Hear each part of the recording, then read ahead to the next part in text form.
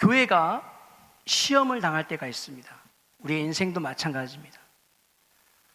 그럴 때 우리가 어떻게 반응하냐에 따라서 교회가 망하기도 하고 문을 닫기도 하고 우리의 인생이 변하기도 하고 주저앉기도 하고 또 성장하기도 합니다. 특별히 2025년 우리가 건강한 교회라는 표를 가지고 우리가 하나님 앞에 1년을 지나가고 있는데, 담임 목사님의 이 발병 소식을 듣고 많은 분들이 이렇게 가슴이 덜컥 했을 것입니다. 그러나 표에 맞도록 하나님께서 우리 담임 목사님을 건강을 회복시켜 주신 줄 믿습니다. 이때에 우리가 어떻게 반응하느냐에 따라서 이 맥그린 한인 장로교회가 다시 한번 두 날개로 날아오르는 독수리와 같이 하나님 앞에 비상하게 될 줄 믿습니다.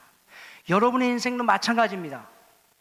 여러분의 인생 날마다 축복만 있는 것이 아니죠. 여러분의 인생 때로는 고난도 있고 핍박도 있고 또 상처도 있습니다. 여러분 그때 어떻게 반응하시느냐에 따라서 인생이 달라질 줄 믿습니다. 오늘 이 시간 이 말씀을 통해서 여러분의 인생이 달라지고 여러분이 하나님을 바라보는 관점이 달라지는 그러한 시간 되기를 소망해 봅니다. 오늘 우리에게 주신 하나님의 말씀은 스가랴서 6장 1절에서 15절까지의 말씀입니다. 우리가 이 말씀을 다 같이 한 절씩 교독하겠습니다. 스가랴서 6장 1절에서 15절까지의 말씀, 제가 1절 말씀 먼저 보겠습니다. 내가 또 눈을 들어본즉 내 병거가 두 산 사이에서 나오는데 그 산은 구리산이더라. 첫째 병거는 붉은 말들이, 둘째 병거는 검은 말들이, 셋째 병거는 흰 말들이, 넷째 병거는 어룽지고 건장한 말들이 메었는지라. 내가 내게 말하는 천사에게 물어 이르되 내 주여 이것들이 무엇이니까 하니, 천사가 대답하여 이르되 이는 하늘의 내 바람인데 온 세상의 주 앞에 서 있다가 나아가는 것이라 하더라. 검은 말은 북쪽 땅으로 나가고 흰 말은 그 뒤를 따르고 어룽진 말은 남쪽 땅으로 나가고 건장한 말은 나가서 땅에 두루 다니고자 하니, 그가 이르되 너희는 여기서 나가서 땅에 두루 다니라 하매 곧 땅에 두루 다니더라. 그가 내게 외쳐 말하여 이르되 북쪽으로 나간 자들이 북쪽에서 내 영을 쉬게 하였느니라 하더라. 여호와의 말씀이 내게 임하여 이르시되 사로잡힌 자 가운데 바벨론에서부터 돌아온 헤델과 도비야와 여다와와 스바냐의 아들 요시야의 집에 들어갔나니, 너는 이날에 그 집에 들어가서 그들에게서 받되 은과 금은 받아 면류관을 만들어 요사닥의 아들 대제사장 여호와의 머리에 씌우고 말하여 이르기를 만군의 여호와께서 이같이 말씀하시되 보라, 싹이라 이름하는 사람이 자기 곳에서 돋아나서 여호와의 전을 건축하리라. 그가 여호와의 전을 건축하고 영광도 얻고 그 자리에 앉아서 다스릴 것이요 또 제사장이 자기 자리에 있으리니 이 둘 사이에 평화의 의논이 있으리라 하셨다 하고, 그 면류관은 헬렘과 도비야와 여다야와 스바냐의 아들 헨을 기념하기 위하여 여호와의 전 앞에 두라 하시니라. 15절 말씀 다 같이 읽겠습니다. 먼데 사람들이 와서 여호와의 전을 건축하리니 만군의 여호와께서 나를 너희에게 보내신 줄을 너희가 알리라. 너희가 만일 너희의 하나님 여호와의 말씀을 들을진대 이같이 되리라. 아멘. 여러분, 우리가 살아가는 세상은 우리의 눈앞에 무언가가 요란하게 움직이고 있습니다.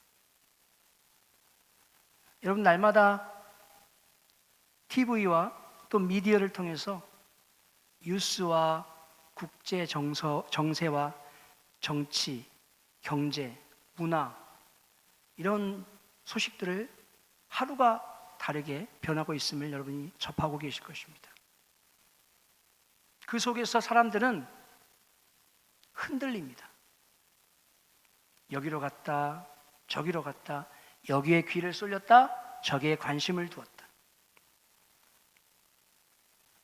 우리가 세상을 향해서 보는, 눈앞에 보이는 것이 전부가 아닙니다. 우리가 보는 것은 극히 일부예요. 흔들리는 것은 정확하지가 않습니다. 그런데 하나님은 오늘 스가랴에게 다른 그림을 보여주십니다. 네 병거, 두 산, 각기 다른 색깔의 말들. 우리는 이 그림의 의미를 다 알 수가 없지만 하나님은 역사를 움직이시는 그분의 관점에서 이미 결론난 장면을 보여주고 있다는 사실입니다. 다시 한번 말씀드립니다. 오늘 스가랴가 본 이 환상은 이미 하나님께서 그렇게 하시기로 결정을 하셨다는 거예요. 그리고 그 환상을 스가랴에게 그림으로 보여주신 것입니다.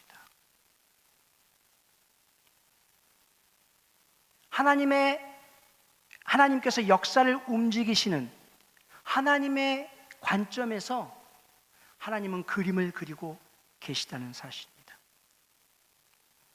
여러분, 신앙이란 세상의 이러한 소리에 끌려다니지 않고 하나님이 보시는 그림을 우리의 믿음의 눈으로 보는 거예요. 여러분, 신앙은 뭐라고요? 세상의 소리에 우리의 마음을 빼앗기지 않고 하나님이 보여주시고자 하는 그 그림을 우리의 믿음의 눈으로 보는 것이 바로 신앙입니다. 오늘 이 말씀을 통해서 하나님의 관점, 하나님의 시야, 하나님이 이미 계획해 놓으신, 확정지어 놓으신 그 사진, 그림, 그 관점을 우리가 다시 한번 살펴보도록 하겠습니다. 첫 번째 관점은 하나님의 주권은 역사 전체를 덮고 있다는 것입니다. 자, 오늘 스가랴는 네 병거를 봅니다. 여러분, 병거는 오늘날로 말하면 어떤 무기일까요? 탱크나 전차를 말하는 것이죠. 고대 전쟁에서 이 병거는 승리를 상징하는 아주 강력한 무기였습니다. 그래서 이 병거가 얼마나 많이 가지고 있느냐에 따라서 그 나라가 거대한 나라이냐, 강대국이냐, 제국이냐 라는 것이 결정이 되었습니다. 여러분, 출애굽할 때 모세가 이스라엘 백성들을 데리고 애굽을 탈출해서 홍해바다를 건너갈 때 뒤에 뭐가 따라오죠? 애굽의 병거가 쫓아와요. 여러분, 생각해 보세요. 여러분 뒤에 탱크와 전차가 막 쫓아온다고 생각해 보세요. 막 시커먼 연기를 내뿜으면서 여러분을 붙잡기 위해서 여러분을 쫓아와요. 우리 그냥 상상만 해봐도 얼마나 두렵고 무섭습니까? 자, 근데 이 병거가 두 산 사이, 더 정확히는 구리산 사이에서 나온다고 이야기하고 있습니다. 이 구리산은 변하지 않는 하나님의 견고함을 의미합니다. 무너지지 않는 영원성을 나타냅니다. 즉, 하나님의 계획과 권능 안에서 이 병거들이 출발한다는 뜻이에요. 그러니까 이 병거들의 시작점이 어디라고요? 두 산인데 그 산이 구리산. 이것은 하나님의 견고함과 영원성에서부터 시작한다는 것입니다. 말들의 색깔과 방향은 네 방향으로 향하는 하나님의 파송을 의미합니다. 여기서 중요한 것은 이 병거들이 전쟁의 불확실한 싸움터로 나가는 것이 아니라 이미 승리가 확정된 하나님의 사역을 수행하러 나간다는 점입니다. 우리 다 같이 8절 말씀 한번 볼까요? 그가 내게 외쳐 말하여 이르되 북쪽으로 나간 자들이 북쪽에서 내 영을 쉬게 하였느니라 하더라. 하나님의 마음이 쉬었다. 하나님의 영이 쉬었다. 무슨 뜻입니까? 하나님의 공의가 이루어지고 그분의 주권이 나타날 때 하나님은 안식하신다는 것입니다. 하나님의 마음이 쉼을 얻게 된다는 것입니다. 역사는 우연과 힘의 경쟁으로 움직이는 것 같아 보이지만 실상은 하나님의 손에 의해서 진행된다는 의미입니다. 실제로 이 인류의 역사가 거대한 강대국이나 거대한 권력에 의해서 또는 어떤 위대한 인물에 의해서 돌아가는 것 같지만 아니요. 역사의 수레바퀴를 돌리시는 분은 누구셔요? 하나님이시라는 것입니다. 우리는 세상의 권력 이동과 전쟁, 경제 불황 앞에서 무엇을 보고 있습니까? 하나님의 손이 역사를 움직인다는 사실이 우리의 두려움을 이기게 하고 있습니까? 이 대목에서 역사를 해석하는 우리의 시선은 도전받아야 합니다. 신앙이란 눈에 보이는 병거와 말들의 색깔이 아니라 그것을 출발시키신 구리산을 보는 거예요. 다시 한번 말씀드립니다. 신앙이란 말이나 병거가 아니라 무엇을 바라봐야 된다고요? 구리산. 그 말과 병거들이 출발 어디에서 했어요? 구리산에서 했다니까요. 하나님의 그 영원함과 견고함성에서 시작됐다는 말이에요. 그 말과 병거의 시선을 빼앗겨서는 안 됩니다. 우리의 신앙은 어디에 고정되어 있어야 돼요? 구리산에 고정되어 있어야 돼요. 늘 하나님의 그 견고함과 영원성에 시선이 사로잡혀야 된다는 것입니다. 이게 첫 번째 관점이에요. 하나님의 주권은 역사 전체를 덮고 있습니다.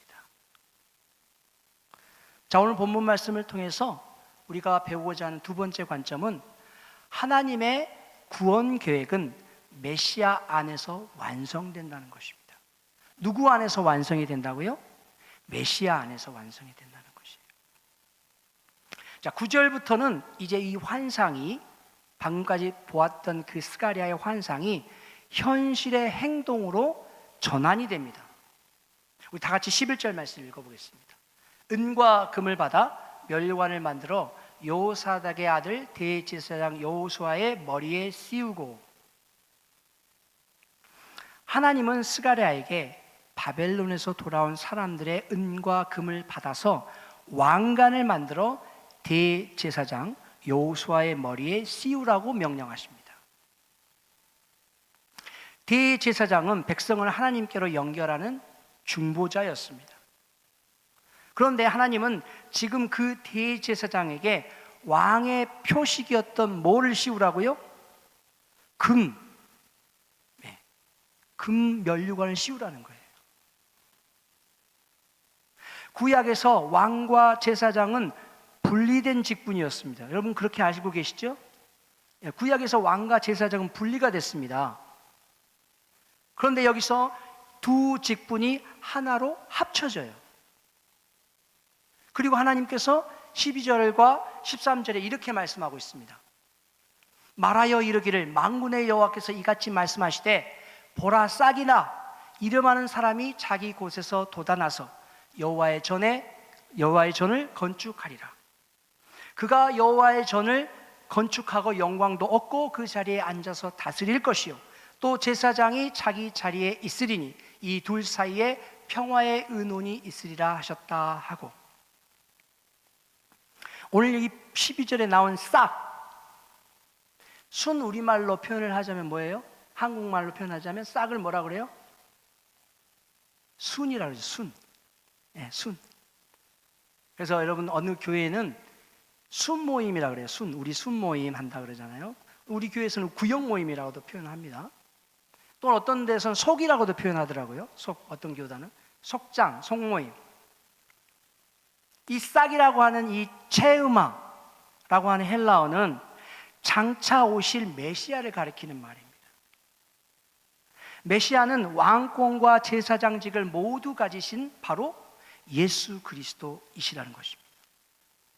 그분은 하나님의 백성을 다스리고 동시에 그들의 죄를 속량하는 중보 사역을 감당하시는 분이심을 믿으시기 바랍니다. 여기에 바로 신앙의 본질이 담겨 있어요. 신앙이란 내 삶의 현실의 문제 해결보다 먼저 이 메시아를 왕이자 제사장으로 받아들이는 것입니다. 여러분, 신앙의 본질은 내 개인의 문제 해결이 아니라, 내 삶의 고민을 하나님 앞에 그냥 내어놓는 것이 아니라 먼저 선행돼야 될 건 뭐예요? 메시아로 오신 예수 그리스도를 아는 것이에요. 메시아로 오신 예수 그리스도를 믿는 것이에요. 그분을 내 구세주로 영접하는 것이에요. 이것이 바로 신앙의 본질이라는 것입니다. 그분의 다스림을 거부하고 그분의 중보 없이 하나님 앞에 나갈 수 있는 인간은 없기 때문입니다. 이게 오늘 우리 스가랴에서 말하는 두 번째 관점이에요. 믿음의 관점이에요. 하나님의 구원 계획은 예수 그리스도 안에서 완성이 된다는 것입니다. 자, 세 번째 관점은 무엇이냐? 하나님의 일에 동참하는 것이 우리의 부르심이라는 것입니다. 14절 말씀 우리 다 같이 한번 읽어보겠습니다. 그 면류관은 헬렘과 도비야와 여다야와 스바냐의 아들 헨을 기념하기 위하여 여호와의 전 안에 두라 하시니라. 왕관은 성전에 두어 기념하게 하라고 하십니다. 왜냐하면 이것은 단지 한 번의 의식이 아니라 하나님이 시작하신 일을 반드시 완성된다고 하는 표징이기 때문입니다. 자, 아까 말씀드렸던 그 대제사장 여호수아에게 주었던 그 왕관을 성전에 다시 두어서 기념하게 하신다는 거예요. 이것은 바로 하나님이 하신 일은 반드시 완성된다고 하는 것을 백성들에게 보여주시기 위함이라는 것입니다. 계속해서 우리가 15절 말씀 한번 읽어볼까요? 먼 데 사람들이 와서 여호와의 전을 건축하리니 만군의 여호와께서 나를 너희에게 보내신 줄을 너희가 알리라. 너희가 만일 너희의 하나님 여호와의 말씀을 들을진대 이같이 되리라. 성전 건축은 이스라엘만의 일이 아닙니다. 이방인들, 먼 나라의 사람들까지 동참하게 될 것이라고 말하고 있습니다. 메시아의 사역이 전 세계로 확장될 것을 보여주는 말씀이에요.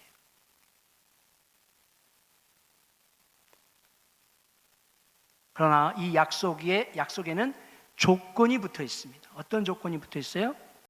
하나님의 구원 계획은 확정되어 있지만 그 역사에 참여하는 복은 하나님의 말씀에 순종하는 그 사람에게만 주어진다는 거예요.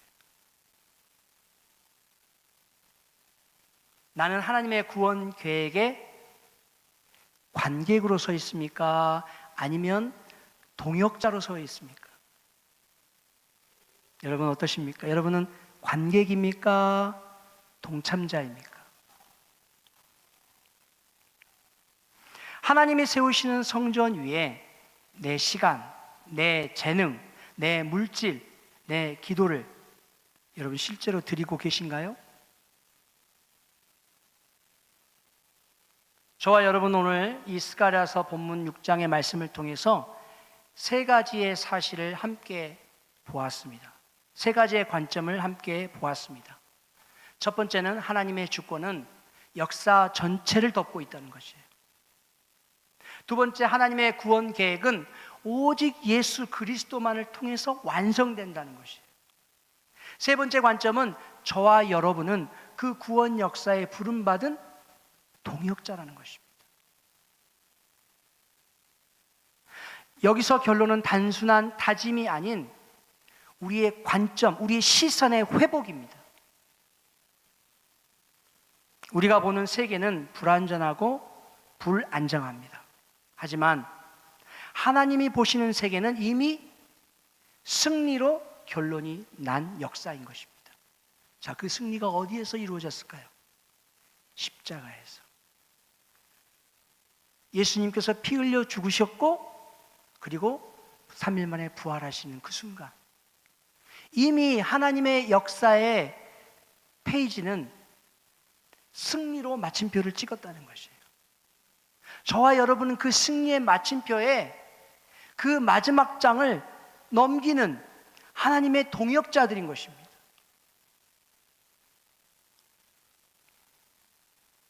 신앙은 그 하나님의 결론을 오늘의 삶에서 온몸으로 살아내는 것임을 믿으시기 바랍니다. 오늘 저와 여러분들이 이 하나님의 이루어 놓으신 그 승리를 맛보고 누리고 그리고 그것을 온몸으로 살아내시기를 주님의 이름으로 축원합니다. 다 같이 기도하겠습니다.